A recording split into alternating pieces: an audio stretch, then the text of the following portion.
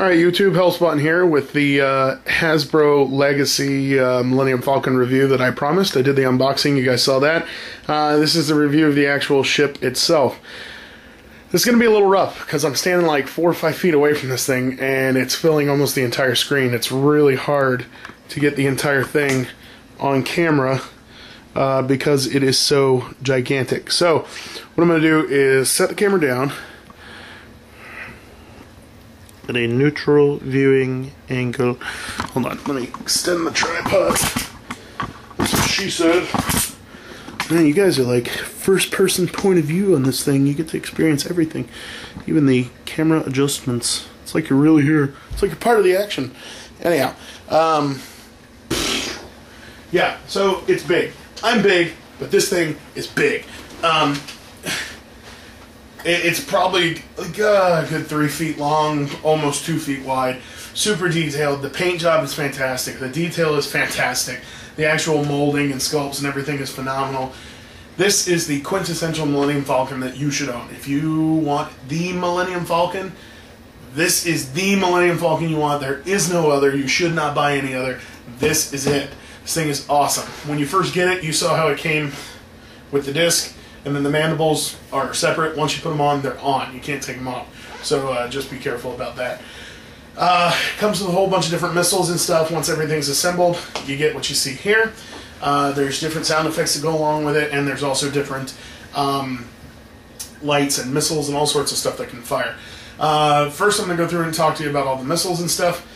This one has a gun on the top and on the bottom. The gun on the top is the only one that fires missiles. There's 2 little buttons on each side. When the cannon rotates back and forth, it'll hit these buttons and it will shoot off the little missiles like so.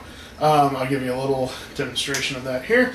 It also makes sound effects. When you push this little key, you can see how it's kind of moving a little bit there.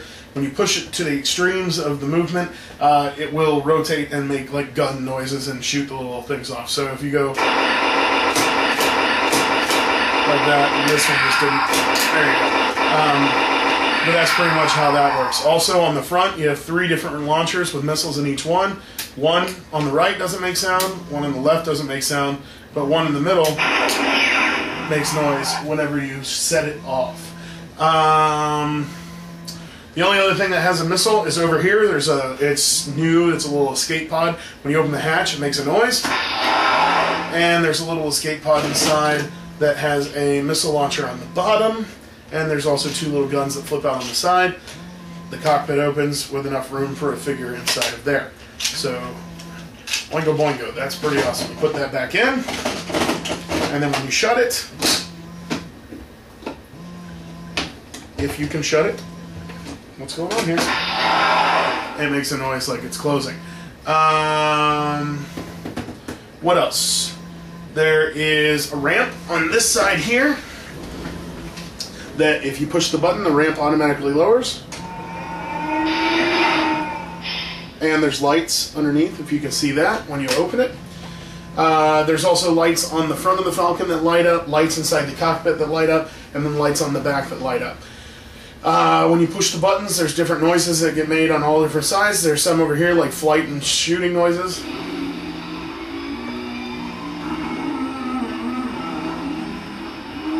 I don't know if you can hear all that. Shooting noises, missile noises, explosions and stuff. Up here, when you push this button, it makes noises like taking off, or it'll make noises like the thing's trying to start up, but it won't. Another cool feature is, if you can see the back of it here, it lights up a lot better than before, but here. Where is it? It's not doing it now. If you hold it down, all the buttons make extended noises, so like normally it'll just do that, but if you hold the button down, switch over. Hope we don't have a burnout. It makes voices. It may not look like much, but you've got it where it counts, kid. It's obviously not Harrison Ford, which sucks. Also, if you look at the front, I'm sure you saw it already, the little lights on the front light up as well.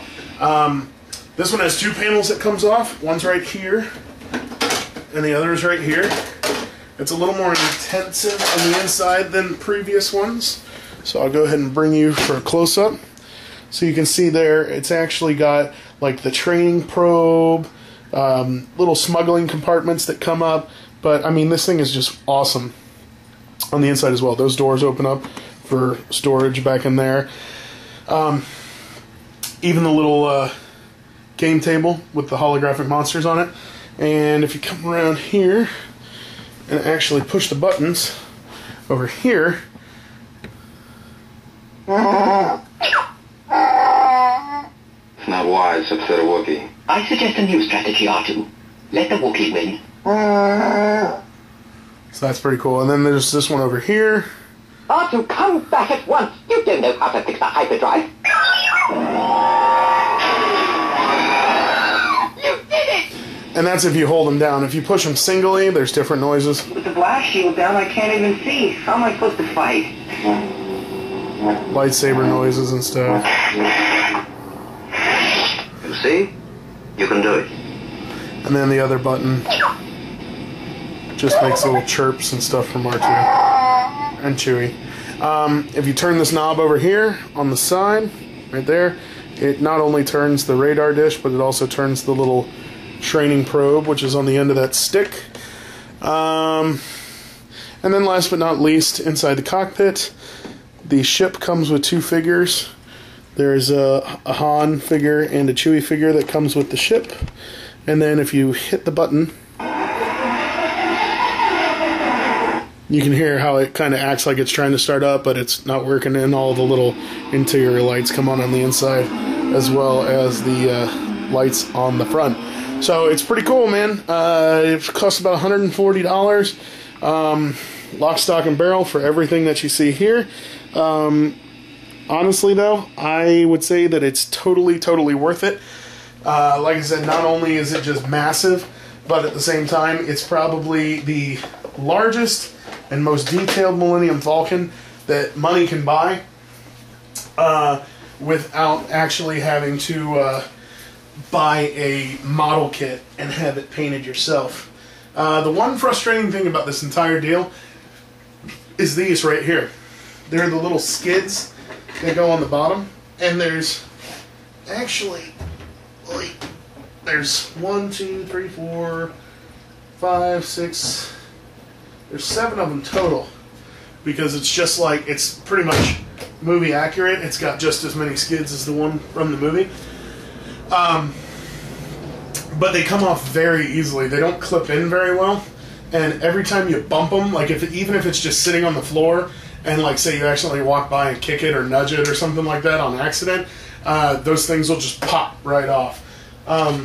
Which for kids, that's good, because you know, obviously if this thing is getting played with, you don't want it to snap off and break whenever the kids get their hands on it. But at the same time, for people like me or you or whoever that's just going to let it kind of chill out and be a display piece, which this is actually my little review table now, but it's also where, oh, shut your mouth. It's also where this thing stays permanently in the middle of the room. It just gets a little frustrating because every time I try and turn it and show something, a darn leg falls off of it. But anyhow, Hasbro, 2 thumbs, way up. Super stoked about this thing, super excited, glad to have it. It's going to be in my collection for a long time. The AT-AT is just as cool, and I'll do a review on that thing for you guys as well. So if you get a chance, pick this thing up. Like I said, $140 with free shipping on eBay. Snatch them up at that price if you can, because I've seen them go for over $300. But anyhow, that's Hellspawn for you. And that's the Legacy Millennium Falcon from Hasbro. And we will see you next time.